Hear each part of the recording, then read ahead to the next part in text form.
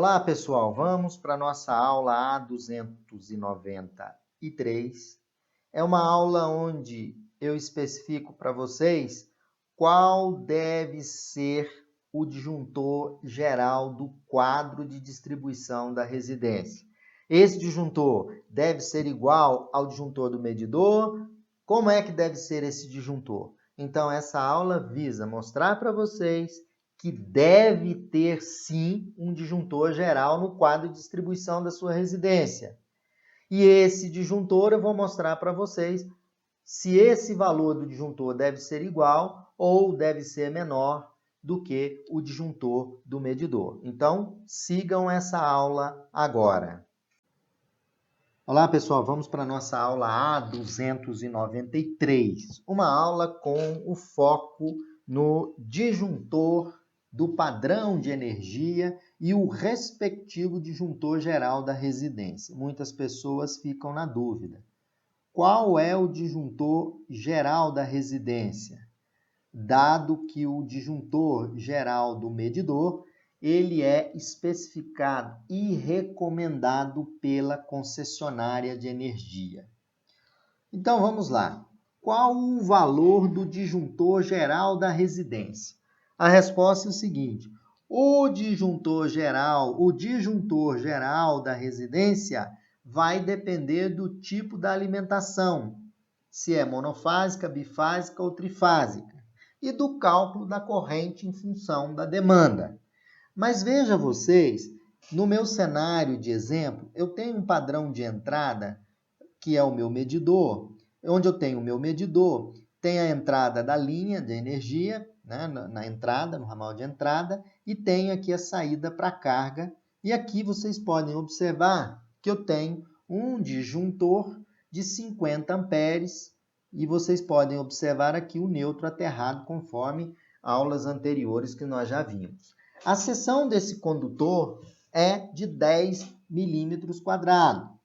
Então, aqui é a saída das fases, juntamente com o neutro, que sai aqui também, que vai alimentar o meu quadro de distribuição da residência, que está aqui.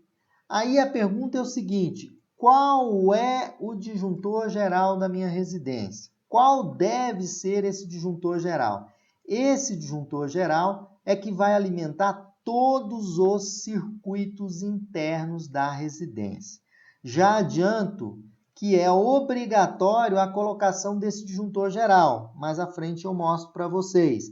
Então, esse disjuntor, ele tem seu valor dependendo, obviamente, da demanda que foi calculada. No entanto, é importante destacar que esse disjuntor aqui, ele já é pré-definido pela concessionária a partir do levantamento de cargas. Você levantou as cargas, avaliou na tabela da sua concessionária e verificou que é um circuito trifásico. E o disjuntor para trifásico, nesse exemplo dessa concessionária, é um disjuntor de 50 amperes com condutores de 10 milímetros. Qual deve ser, então, o disjuntor geral da residência?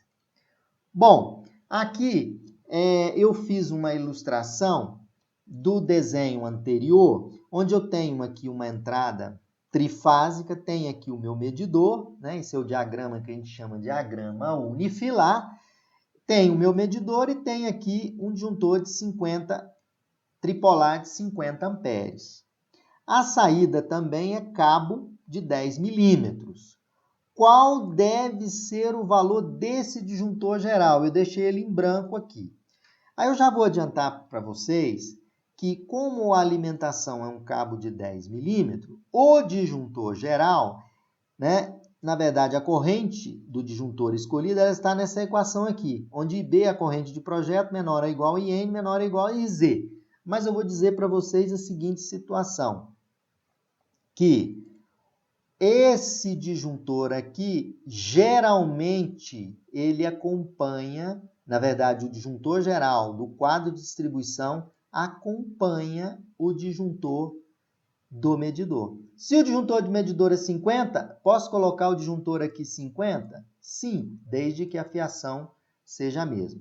Esse disjuntor também pode ser menor esse disjuntor pode ter um valor menor do que o disjuntor do medidor. Então, tem duas opções. A primeira opção é a mais utilizada, ou seja, o disjuntor do medidor deve ser igual ao disjuntor geral da residência, desde que, obviamente, esse cabo seja um cabo de 10 milímetros, né? Aí você aplica e faz o dimensionamento. Mas, em via de regra, ele pode ser igual, esse disjuntor pode ser igual ou menor do que o disjuntor do medidor.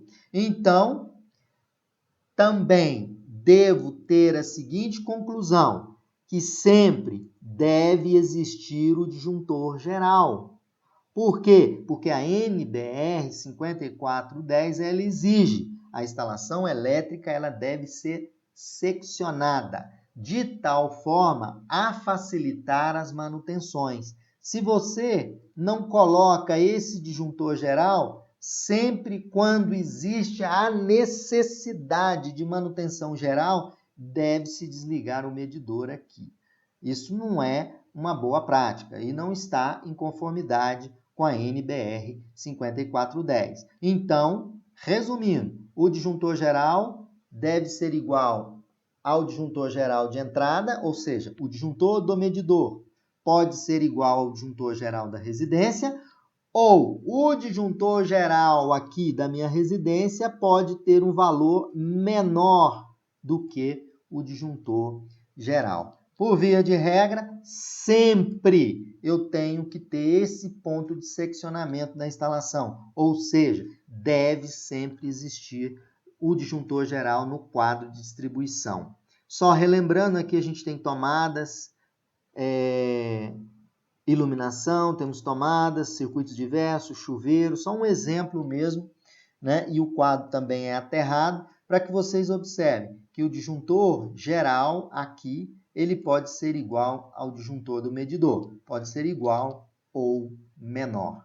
Então, para executar essa aula, foi usado, obviamente, 5410 de 2004. Então, pessoal, fiquem sempre ligados no canal da Universidade da Elétrica.